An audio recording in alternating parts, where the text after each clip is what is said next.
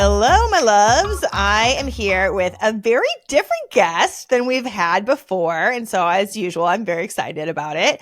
So, Christina Braver writes Steamy, a small town contemporary romance, usually set in the Pacific Northwest. Her stories are about strong heroes with softer sides, independent heroines, and a bit of sass, and the guaranteed happily ever after that we all need. She has a master's degree in clinical psychology and uses that knowledge to create well-rounded, character-driven stories described as a little bit nerdy and a little bit dirty. Influenced by books and information from prominent sex therapists, her novels bring toe-curling spice and real-life sexy tips, as well as addressing deeper issues such as women's sexual health and sex positivity for everyone. So welcome, Christina. I'm really excited to have you here. Thank you. Thank you for having me. I'm so excited to be here. I love to talk about this stuff. I mean, me too. And it's awesome to have two, people with therapist backgrounds who like talking about sex. Right. But I specifically love that this is what you do. It differentiates you from other romance writers. And I know I personally have read romance novels where I'm just like, oh, cringe. Oh, this is such bad messaging to share with the public, So just to feel like, oh, this is so nice that there's someone out there like actually putting educational, helpful examples out into the world in a sexy way. Love it. Trying to, absolutely. I completely agree with you. I've read a million romance novels, and some of them, a lot of them, a lot. It is. I sort of cringe a little bit about, that's not, for example, I listened to your podcast and, in preparation, I listened to a podcast where you answered some questions and you talked about dick size. Oh, that was the one. Yeah. People love the listener Q&As. Yeah.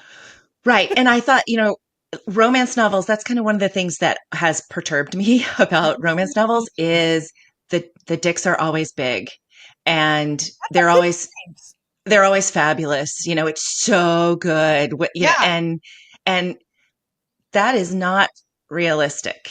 It's possible, I'm sure, for a big dick to be super satisfying, but typically studies show that women prefer more of an average size dick. Yeah, I listened to another podcast and one of the guests called it boyfriend dick, which I thought was super smart, super great.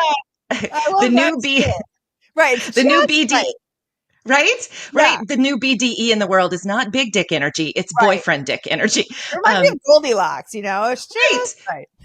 Right, and it was kind of the concept that like a big dick is fun for a one night stand, but if you want to have multiple rounds in a night and maybe wake up the next morning and have another session or maybe go away with your lover for a whole weekend, you don't want the big dick guy. You want the average, you want the average guy. And that was kind of why I got that question from a guy with a ginormous penis, is because he's like, this has actually been a problem in my life. And I'm like, yes, I believe you. Right. And then unfortunately, I think what happens is some guys with smaller penises just cannot believe what I am saying. And they think all of the sex therapists out there are just saying what I think they want to hear. And so I have like a couple comments on that YouTube version of the podcast already. And they're both guys with smaller penises who think I'm lying. So I'm like, okay, great. Right. And romance novelists are potentially, part of the problem. Media porn and media tell men that this is what they need, when in actuality, when in actuality, if you kind of compare I think I read some research where like 90% of guys have, a penis between like 5.1 and 5.5 inches. Right. And then another study kind of showed that around 85% of women who are having sex with a partner are satisfied with their partner's size. So if you put those two things together, you've got a lot of people enjoying a regular average size penis, right? And so what is all the fuss about? And so one of the things in my books is a couple of my heroes do have big penises, but it is not this panacea. I think in all of them, the women, and I think in both of them, the women are sort of like, oh, but what, like, what? But one of them in particular, it doesn't have very much experience, and he is in a role of sort of teaching her, Mm. and she's like, I don't think that will fit. And he's like, Mhm. it will actually fit, but here's what we're going to do to make it easy and better for Mhm. you. And Mhm. like, he's super conscientious about her and making sure it's okay for her. And then Mhm. aftercare, Oh, a that nice, seems new for a romance novel. so like a nice cool cloth to sort of help soothe some of those tissues that might have gotten a little irritated Mm. having been stretched. So it's still very done in a very sexy way. It's not, Yeah, I yeah, try not to make it, super clinical, but right. I do try to model those behaviors of conscientious lovers that, Yeah. say, this having this big dick thing is not all it's cracked up to be. Everybody says Mhm. it's this wonderful thing. And for Right. some it is, but the vast majority of women out there um, are going to be satisfied with whatever dick her lover has. you know, And that um, is true. And what I've said also is like I've talked to female clients or couples, where the partner does have a smaller penis and he thinks it's just the end of the world. And she doesn't even mention it, like when I talk to her alone, because it's a non-issue. right. So I think that is Well, actually very interesting. and you think about it, um, the vagina has very few nerve endings compared to Right. the clitoris, right? The clitoris is Mhm. estimated to have like 8 to 10,000, Yeah. whereas the vagina is, I haven't seen an estimate of actually how many but it's re- reports say it's like considerably less, right? And most Yeah. of them are around the opening of the vagina. Correct. So, Yes. the vagina is not where our pleasure is centered. Um, and so the focus of the penis in the vagina is Hmm. sort of the wrong place to put the focus. Hmm. The focus really, Not to say it can't be fantastic, but when it's like this 100%. is the be all end all, we're missing some very important parts. Correct. That's what Yeah. I mean. Yeah. I mean, Yeah. penis and vagina sex is awesome. I think I can speak freely Yeah. and say that I'm a I I'm enjoy it a lot, a but Yeah. it's not the end all be all of the world. And I once heard, I was doing some research on sex after 60, and some of the men were complaining, well, it doesn't always work. And one of the respondents that was being interviewed said, well, as long as your tongue works, you're good. Thank you. I was like, Right? sir, could you go on a speaking tour? Like, Yes. that's, Right. Like that's fingers, where tongues, toys, that we have many options, people. You lots of know? options, which often are better than, I mean, penis and vagina Yeah. is awesome, Right. but toys, hands, tongues are often better Hmm. stimulating the clitoris than penis and Well, vagina. I always remind people that the research also shows that when it's a lesbian relationship, there's actually a higher level of satisfaction, and there's like the frequency of orgasms is also significantly higher than when a woman is with a man. So Right. how do you explain that, right? There's no penis involved, Right. Right. right? So I think this is a little bit of, you know, body shaming from men to men in the same way that I think Mm. women body shame each other. Women Yeah, need to be stick thin. When yeah, research talking to men, a lot of men prefer curvy girls with a little bit they do. more meat on them, something to hold I'm one on of to. yeah, So right. many of us are, right? So Yeah, many of us are. And a lot of men say we prefer that. Yet right, women tell ourselves we have to be stick thin models. And right. so, and the speculation is that a lot of that idea comes from other women saying this is the ideal beauty. That's kind of Um, true. It's almost when so these things just catch fire. It's like they become trendy in a societal way. And like, it's actually really interesting talking to you about this penis size thing. I wasn't even expecting us to go in that direction, but um, in my mind, it's like, even though I'm totally with you on all the things you're saying, it is kind of hard to imagine a romance novel with a guy that doesn't have a big penis. It's like, well, of course that's what they're going to make it, because this is like this symbol of like male virility and like sex appeal and like all these things, but it's like it is really interesting that it doesn't track in practice. in reality, exactly. Like, Yeah. yeah, this big penis, this has become this sign of all I have to do is have a big penis and I'm going to be good in bed. I'm going to make her Well, happy. Right. that's a problem. And that's not the Yeah. truth. And so, yeah. So Anyway, Yeah. yeah, sorry. We jumped Yeah. right into the meat No, there, but I like that though. That's great. This will be a great, people's attention will be grabbed. yeah. But yeah, I think that's like a really great point that so many people who do have a larger penis, they're like, well, I don't have to do anything now because I have this amazing penis, right? Like, Hmm. check me out. And then I think Hmm. they can wind up being lazy lovers. And I think 90% of women plus would rather have someone with, an average size penis who really puts the effort in. Right. Yeah. Well, and I sort of, as I think about this, I don't know that women are really fantasizing about a big dick Yeah. specifically. Yeah. I think a couple of things. Women are because romance novels are really about fantasy, and we can Yes. talk more about that. But Yeah. um, I think women are either fantasizing that it doesn't their partner has a big dick and it doesn't hurt, Mm-hmm. or I think what you're talking about is big dicks have been assumed that guys who have big dicks are super virile, super masculine, super Yeah. tough. And so a guy with a big dick who now falls on his knees in real love for this heroine, the fantasy is the bad boy Mhm. redeemed or Yeah. the obsessive lover, the person who's just overcome with love for you. And Yeah. so if there's a physical characteristic, they're all some of these heroes, they're all like really big and built and they have big Right? dicks Yeah. and they're just on their knees for this woman, this fairly average woman maybe, or a Yeah. beautiful woman, Yeah. and and just obsessed with her, or completely in love with her. And that's a very common fantasy: the bad boy redeemed, and then the partner who is so obsessed with me that Yeah. they can't control it or whatever, which which kind of segues into fantasy, which we can talk about. Another thing that sort of bugs me about Tell so me, so Christina. Let's go. yeah, let's get through it. You're a therapist. This is a therapy session.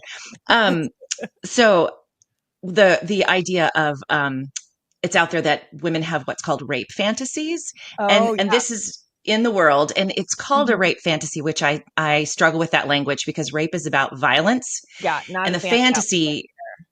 the fantasy is not about violence, right? Yeah. The fantasy is about someone being so overcome with passion and lust for me that they can't control themselves.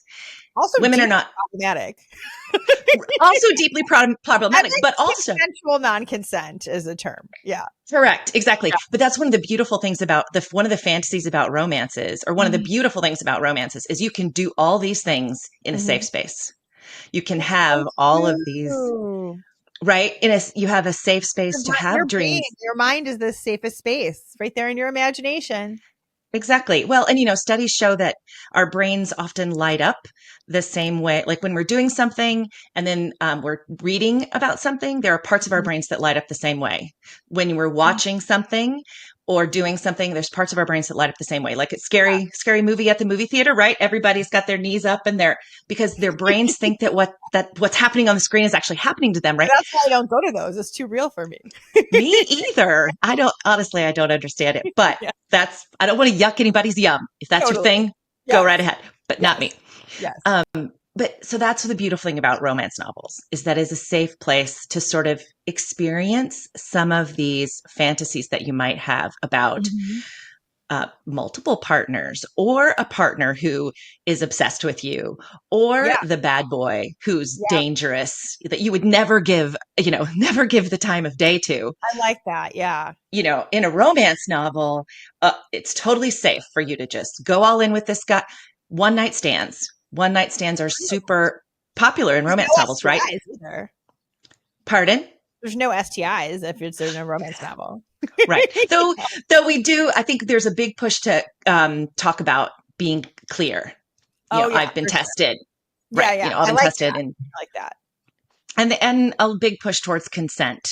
Kind of sexy consent. Is this okay? Yes. Are you okay? Um, so yeah, but Yeah. I think you can have those one night stand, like a one night picking up a guy in a bar and going home with them Mhm. is a risky behavior Yep. across the board, right? Yep.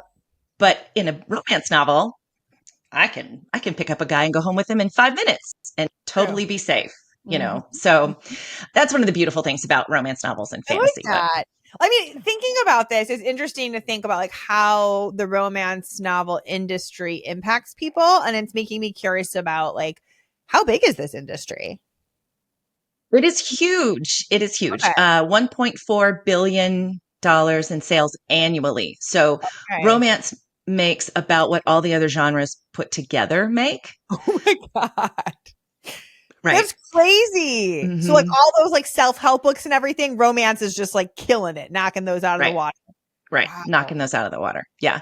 Oh, It's a huge, huge industry, which is one of the okay. reasons that I want to do this. I want to put real sex information into those books because it's Mhm. getting out into the world at a rate that not very much else is. Okay. Um, and there's maybe people that reading a romance novel is their only exposure to True. agency, Yep. right to say no, even if they're married, Mhm. um, consent, Mhm.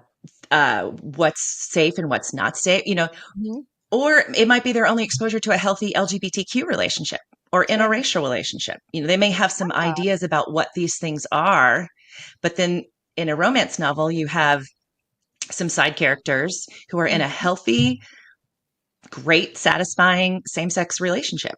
And that might be something that no one has ever. Oh, that really happens. If you have stigma about certain genders or orientations, then you may have some misbeliefs there that romance Mhm. novels might help to assuage or get rid of. So, Yeah, that's cool. You're right. Like there is so much opportunity there for influence and positive impact. If you're enjoying the show, I have a favor to ask you. So it turns out that 42% of our listeners aren't subscribed to the show. So my goal is to get that down to 30%. It really helps the show more than you can know. It helps me feel encouraged and it'll help us get even bigger, better guests on the show. So thank you guys. I'm also curious, like, do you still practice as a therapist or anything? no, no, Okay. no, I love studying it. Yeah. I was not good at doing it, Fair. Yeah. I which mean, I think is yeah, I've switched from therapy to coaching, so I get it a little right. bit. Hmm. It's a tough, tough gig. I did it for about 6 years, Hmm. and it was actually my husband. We moved from the Midwest out here to the Pacific Northwest, and Okay. at the time he was like, "I think this is a good time for you to maybe look at a job change. Like this is not He sounds that like an you're." attuned, nice guy. He's quite lovely. Love the Um, attunement. Yeah. yes, he's yeah, he has lots of things about him. They're great. I'm sure I'll mention more later. But yeah, he was kind of like, I don't think this is the job for you. Like, I'm Okay. seeing how you're changing. And so got out of that out here in the Pacific Northwest, tech is king. And so I actually Mm, ended up, the last job I had as a therapist, I worked in a cancer center at a okay. hospital. And I absolutely loved that job. And so I thought, well, I'd really like to work in a hospital again in some capacity. I didn't want to redo licensing and all that stuff in Yeah. Washington. I wanted to get away from that. So I ended up looking for jobs in hospitals, and I spent the majority of my career working at a healthcare technology company. So I worked with Okay. hospitals in installing software into their systems. So Okay. it was lovely. Yeah. And so this being a writer is actually my third career. Oh, interesting. Hmm. Okay. And this is like your full-time gig now. Yes. Yeah. This That's is my full amazing. time gig. So You got a lot of with books behind you on the shelves. Those are all your I books. do. Yes. And all, and How many books my have you written? sex, pardon? How many books have you written? 8. Wow, that's pretty cool. Yeah. Yeah. There's lots of sex positive stuff to say. And so when Agree. I got laid off in 2020 with COVID, like so many Okay. people, and my kids were teens, and I was already kind of struggling with not helicoptering them, and so Mhm. uh, getting a full time job just wasn't in the cards Yeah. and wasn't really something I wanted. And my husband said, "Well, what do you want to do?" And I said, "Well, I want to read romance novels all day." And he said, "Well, That's you're so smart." honest. And he's Yeah, probably like, I approve because she'll probably be in the right. mood more. Yeah. Smart. Um, Yeah. So Yeah. he's a smart dude. And he said, well, you're smart. You can Yeah. write. You've read a million of these things. Why don't you write one? And so I did. Oh, And I just fell in love with the process and haven't looked back. And he actually says, like, I've never seen you work harder on anything else. Like, this is clearly what you're supposed to be doing. So that's so cool. It seems yeah. like your energy around it seems like very positive and very like enthusiastic, which is cool. Yeah, I love it. And I do book signings, and invariably, I always have people come up and tell me about their own sexual trauma, Mm, or their own maybe lack of enthusiasm about sex. yeah. Or I'll get the people that say, oh no, I'm done with that part of my life. I don't read romance. Well, I'm not that interested in one kind of romance. breaks my heart a bit. Yeah. Right, right. Yeah, that one is you. I'm like, oh, Like, really? Can we please talk don't about that? a whole part of yourself. Yeah. Right, right. And I mean, I'm 54 Mm-hmm. and I am postmenopausal. Mm-hmm. So I understand some of the hurdles that women go through. And when my children were in their teens and kind of struggling with school and life, my Mm-hmm. husband and I went through a dry spell. And my husband is a scientist. What do scientists do when they're faced with a challenge? Research, get data. Research. So he actually reads just as many books by sex therapists as I do. Wow. He'll start reading, he'll read a book and he'll say, you need to read this. And a lot of That's times, amazing. right, a lot of times he is the one that recommends new sex therapy books to me. So for me to read, I think this is interesting and you might use it in your Oh, book or cool. something. But Okay. it really helped us not necessarily find the spark again, but find the Mm-hmm. way to be together again. And it was a lot with, I think you've talked about it before, Emily Nagowski's breaks Yeah. and an accelerator model. I you know, he's all doing all the right things for my accelerator, Mm-hmm. but life, kids, family, stress, depression, and anxiety were stomping on my brakes. And Mm-hmm. so until we could figure out how to let those brakes off a little bit, Yep. and that helped him to not feel like I didn't love him, I didn't want him. No, it's not you, babe. It really isn't you. It's these Yeah. other things. And so Mm-hmm. that was really helpful. So, That's awesome. And I think yeah. even just you sharing that, I hope is inspiring to people that it's like you can educate yourself and figure out what's going on and get through the hurdles. Absolutely. Yeah. There are solutions. And like I said earlier, I was doing some research about people having sex after 60, and Mhm. and some people think, "Oh, how does that even happen?" And Come on, people. Let's get come on past people. this outdated thinking. Right. Well, and also people have this idea that sex is penetrative intercourse, that True. that's the only definition of sex. Hmm. And that's not. I read a great book by Joan Price called Better Than I Ever Expected, which I highly recommend. It's a Okay. collection. It's a Yeah. collection of stories. And one of the stories, I just fell in love with this couple. So they live in one of those retirement communities, and um, both widowers, and he's a retired landscaper, but he does some landscaping, I think, around the community. And they have a standing date on Tuesdays and Thursdays Hmm. for sex. Okay. And he calls her the night before and tells her he's looking forward to seeing her. Uh-huh. And she usually goes to his house. And so he will make sure that the sheets are clean. He'll have like a candle going when she gets there. He kind of Okay. creates this space and mood. He will often file his fingernails and the calluses on his hands if he's been working. He'll file those down So because her skin is so right. And she's so funny. She talks about how like sometimes he'll answer the door and he'll still be filing his nails, and she's like, I just get so horny for him just watching him, you know, which is that was awesome, hilarious. but they're funny because they sometimes they will be able to have penetrative intercourse and other Mhm. times they can't. It's more Yeah. about cuddling skin to skin naked with each other, touching each other in pleasurable ways. Yeah. Men can, this, hopefully your watchers and listeners know this. Men can orgasm without being hard. Yes. So, that's especially particularly as men get older. So Mhm. there's lots of things that people into their 60s can do, at 70s and 80s can do to pleasure each Yeah. other sexually. I It love that.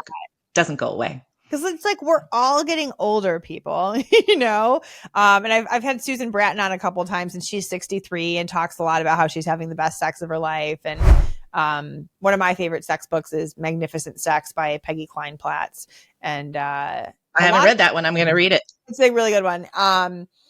when I read it, I was like, this is a lot of why I became a sex therapist. Like the things that are mentioned in there about, closeness and connection and what actually matters and what doesn't. And she talks a lot about how a lot of people who are happy with their sex lives started having the best sex ever at like age 55. So the next year is going to be really good for you, Christina. Where it's pretty good now. Yeah, Uh, I believe you. maybe this is a funny story. Mhm. I don't care. I'm going to share it. So my kids, both my children are almost adults and adults, but they Mhm. still live at home. But they're Uh-huh. usually gone on the weekend nights. Yeah. And, my husband and I like to spend time together on Saturday night. And Mhm.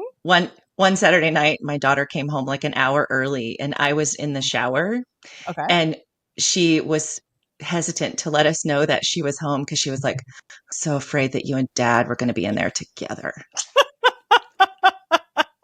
I was like, well, what we weren't. I was like, would that be awful? You know, Right.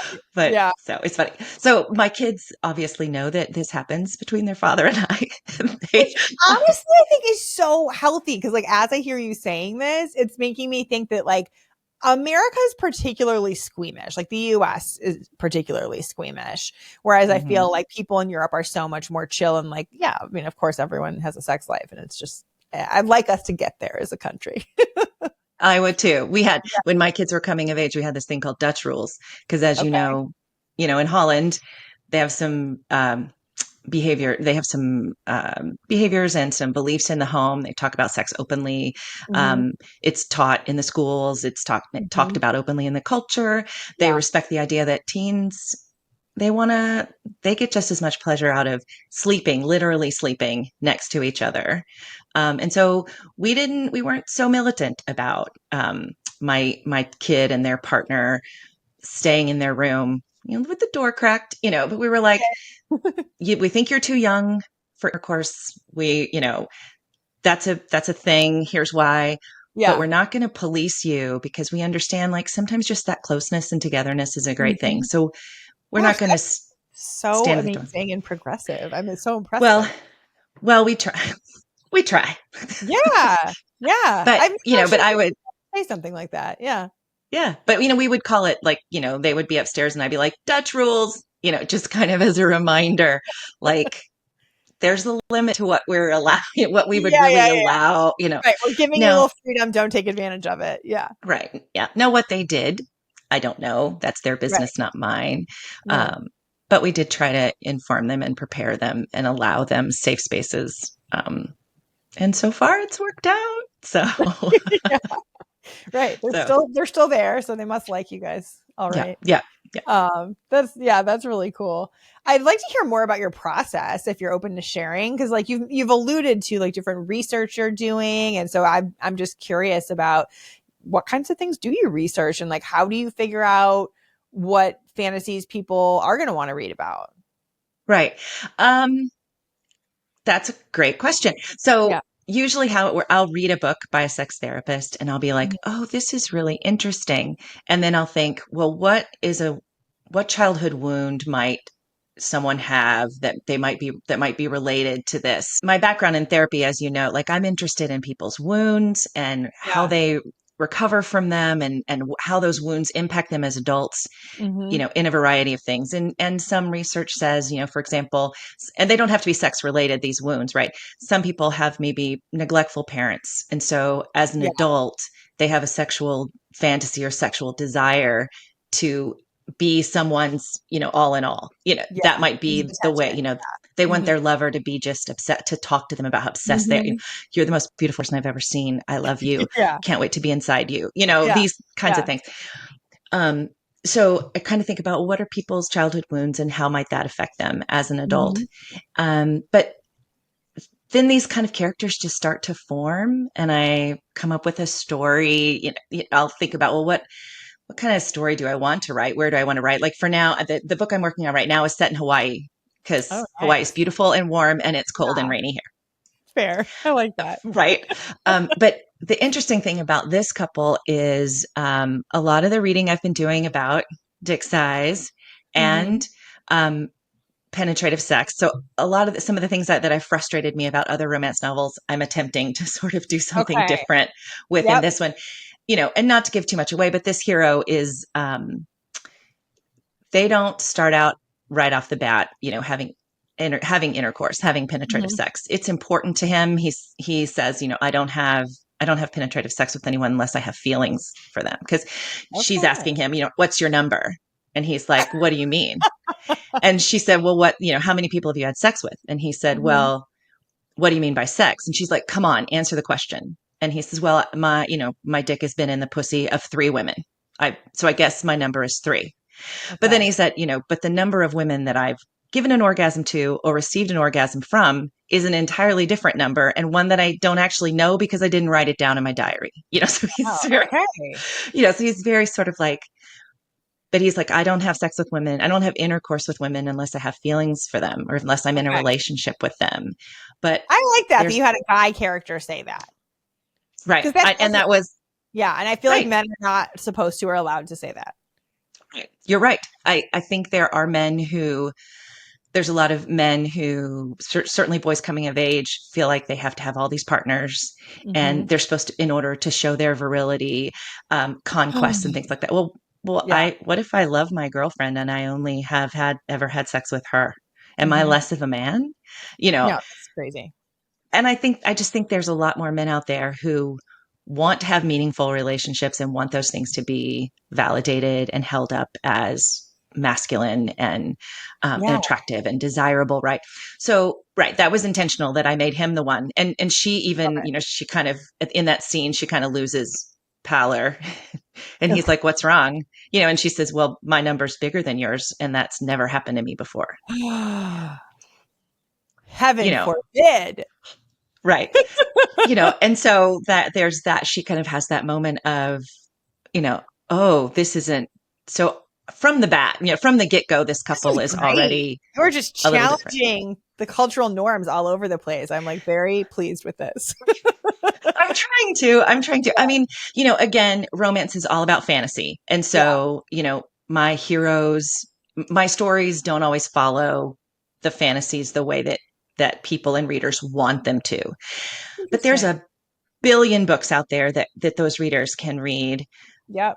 My books are maybe a little different, something that's Hmm. a little unique. They have Hmm. that romance vibe, everything. It's a romance that's happily ever after. That's the Yep. only hallmark of a romance, is that it has to be happily ever after. Like Okay. Nicholas Sparks is not a romance novelist. He will tell you also, not a romance novelist. He Okay. writes fiction with romantic elements because they die in the end. I know. That's not a happy ending. Not a romance. Yeah. So you Okay. can, yeah, I didn't know that's that the, about the yeah, genres. Okay. That's the yeah. only rule. Okay. That is the only rule that has to have a Okay. happy ending. So it's either like happy for now or happily ever after. Okay. But it has to have a happy ending. My books follow all those romantic principles, but I just try to put in a little, like, it's just a little bit more information. Like, for example, my book, Your Turn, the heroine in that one is a purity culture survivor, Ooh. a sexual I've shame worked with a culture lot of survivor. people in that category. Yeah. It's really common. And I grew up in the Yeah. southeastern United States, in the 80s. So I was pre-purity culture, but a Okay. lot of those things were still there. And Hmm. those were things that I had to overcome. Yeah. The shame, uh, being of just experiencing sexual pleasure and wanting that in my life and seeing myself as a sexual body that was not dirty or sinful or all of the things that sometimes sexual shame culture really wants to push on people. So that book was a little bit of a journey for me, Mm. a healing journey for me in writing that character. Cool. I didn't even Yeah. think Even about though, that, how the I process could mean, actually be therapeutic for you. yeah, yeah, Yeah. yeah, Oh, 100%. So, my process is really trying to sort of, what are some of the issues? What are some of the sex positivity points that I'd like to make? And so then I'll sort of envelop those into my characters and start okay. writing a book. And usually my books have also some other themes, like, for example, my book, Your Hero, which is the 6th book in a series of interconnected standalones. So you can read them in any order, but they are kind of connected together. Okay. Um, but he is an elementary school teacher and she is an engineer at an oil refinery. So they both work Mm-hmm. in positions that are counter to what culture says their gender should work in. Um, and so how does that impact their sex life, and how does that impact them as people, and that kind of thing. So just trying to touch on some of those ideas. My book, You're One, she's a very proud, out, woman forward, sex positive, screw the patriarchy. Okay. Yeah. Yeah. She's out about it. But she likes to submit in the bedroom, Mm. which is super common. It is Powerful super common. women often like to submit in the bedroom, but she has that we're not supposed to submit to men. So this Mm. idea that she would submit to him in the bedroom, this safe person who she cares for, it's Yeah. still in the back of her mind that it's not okay. Yeah. Um, and That sounds like a good one. So she has to he like calls her overcome good that. girl, Okay. which is also an issue. Like some women, they don't like, they do like to be called good girl, Right. but then that sort of smacks of daddies, and like, am I Yeah. getting through do I have daddy issues I need to overcome? Right. you And is know, that part of the patriarchy again? Because I'll talk about good girl syndrome and stuff, but I think part of what's great about sex is like you just get to do whatever you want. Like all the rules can be kind of thrown out the window. Just have fun as long as it's consensual. I agree with you. Made this statement, any sex between consensual adults is Yeah. healthy, good sex. Yeah. And I agree Yeah. 100%. Right. And I mean, and also we're going to make mistakes and we learn as we go. Right. And I think part of it is like being educated. Right. And it's like you don't know sometimes until you make a mistake. And so just allowing yourself and partners grace with that too. Right. Well, and along those lines, and then I have another book, and all my books, whatever. So I have another book. That's what we're here to talk about. Yeah. So we're here to talk, called Your Heart, and it's set at a resort up here in the San Juans, which is a group of islands right off the coast of Washington. Gorgeous, Mm-hmm. beautiful. So it's set at a resort there that my family and I go to every summer and have for a Cool. decade with Okay. a big group of friends. We all go. Our kids grew up together doing this, week vacation. So I wrote a book, and it kind of modeled the resort after that one. So last year we were there. I gave the owners a couple copies of the book, right? Oh, cute. And they so then they put them in their library. So then this year, my 17-year-old daughter and several of the other 15 to 18-year-olds in the group I walked into our cabin, and they're all sitting in a circle, and one of them is reading the steamy scenes of my book out loud. Oh And my I was God. like, I was I'm going to ask you what your kids thought about you writing like sexy books. So, okay. Wow. yeah. So that was a moment. I mean, they're supportive, but neither one of them have ever read anything, and nor will they ever. And that's fine. I could see that. They Yeah. don't need, but my daughter was sort of sufficiently outraged with some of the language, but whatever, she got over it.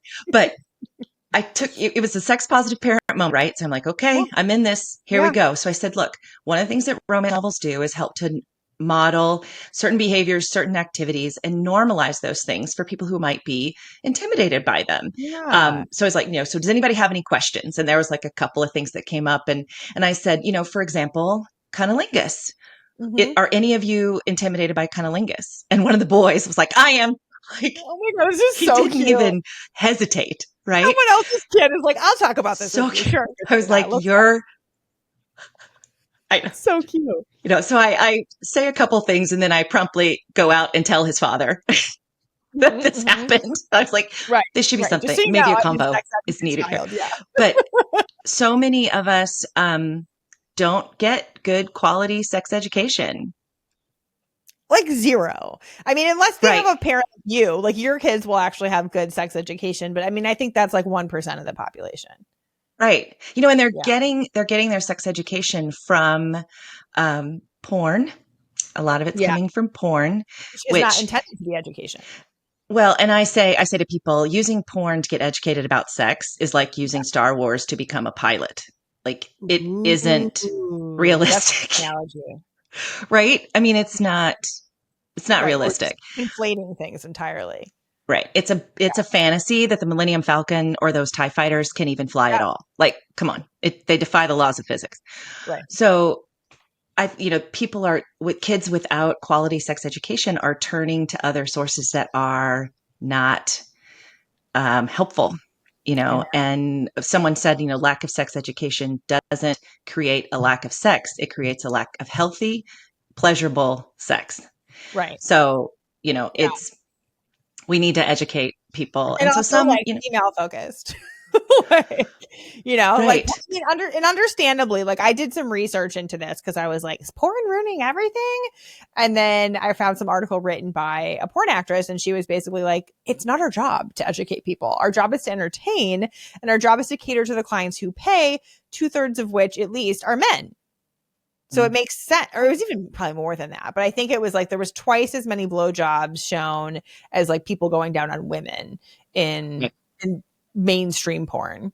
And I was like, oh, so that's why that makes sense. But yeah, we just have to stop turning to it, looking for answers. I mean, it serves its purpose. It has a Right. purpose. It serves its purpose. But the performers, they call themselves performers. Right. We're not porn teachers. We're porn Yes. performers. They are 100%. acting. Right. Yes. So And we I have mean, to sort of, I have clients who are sex workers and, do porn or OnlyFans or whatever. And like, so I know the difference between their sex life and their work life. It's very different. right. Yeah. Yeah. Yeah. 100%. Anyway, So I think that's great. I yeah. love that your books do a little bit of both, though. That's nice. Right. Right. I mean, I think, especially if there's women that are reading my books, and they're getting a little bit of education and modeling how to talk. There's, for example, in one of my books, there's a text, pretty sexy sex going on. Yeah, fun. And, and instead of the hero saying, what are you wearing? It's more like she actually texts him and says, if I text you something sexy, will it be okay? And Okay. he's like, yes. And, and she says, will you show this to anybody or share it with? And he says, no. He's like, no, babe, I'm here for it. What do you got?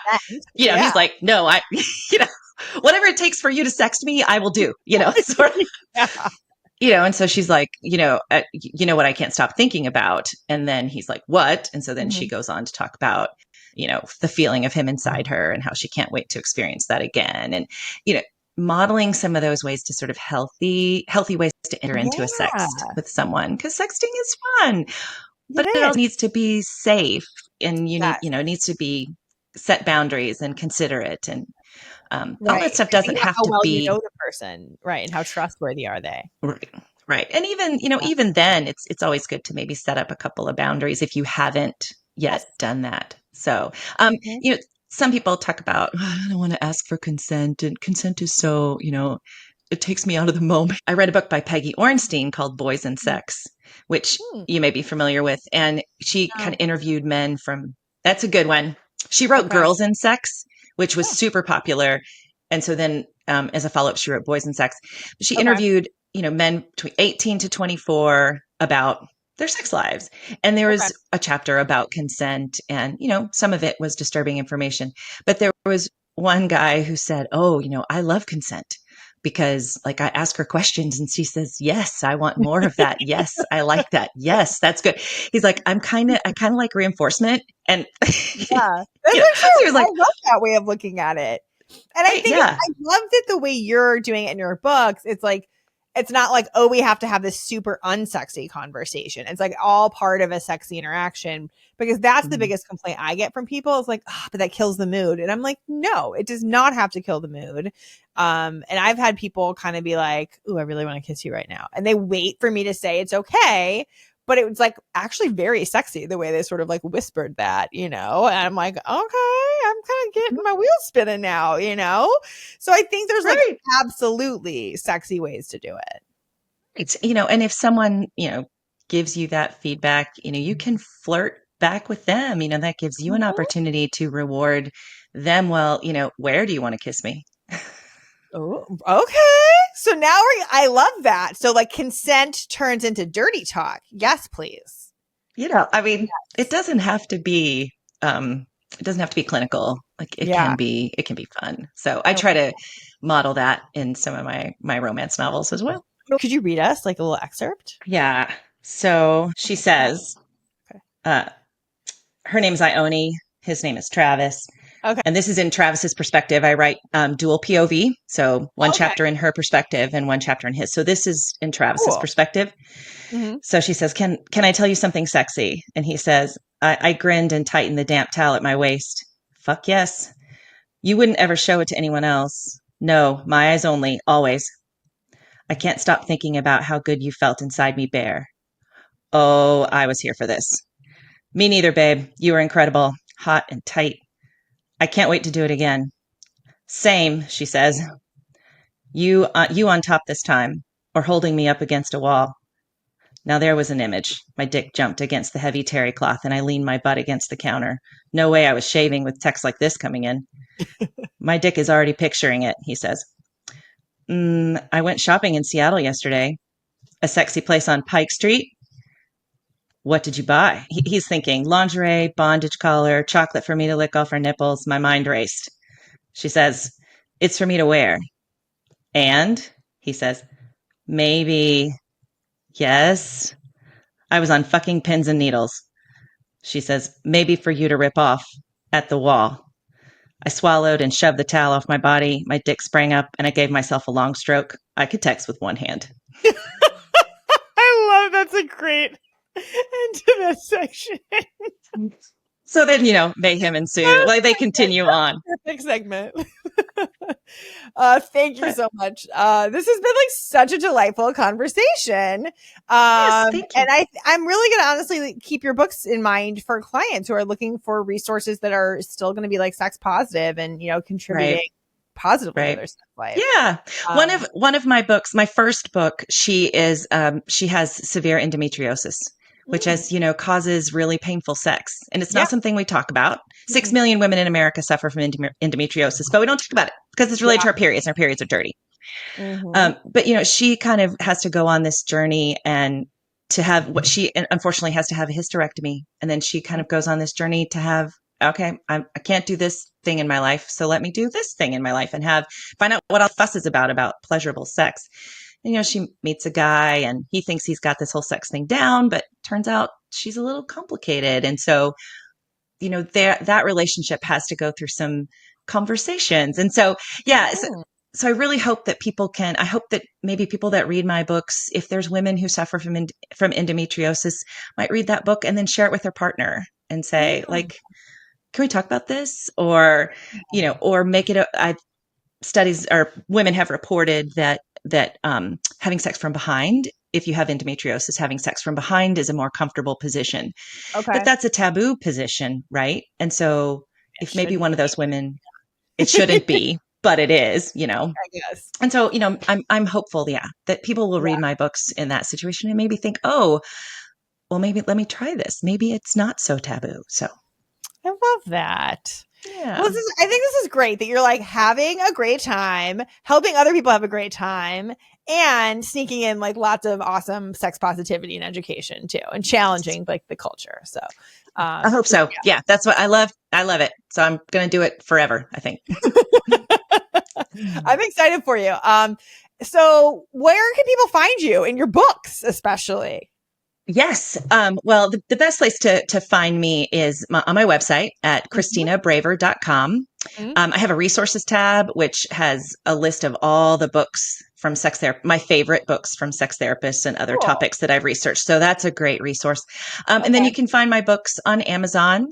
And you can follow me on Instagram at Christina Braver Romance and also on Facebook at Christina Braver Romance. So I did look up your book. They have very good reviews. So you're doing Thank you. Right. Yeah. Yes, I've been lucky. Yes. And I've just started writing on Medium. So you can find me there at Christina Braver. And that's where I'm writing a lot of my articles. I'm getting ready to publish the one on dick size and how that might not be all people think it is. And I have some articles about how reading romance novels can make your sex life better and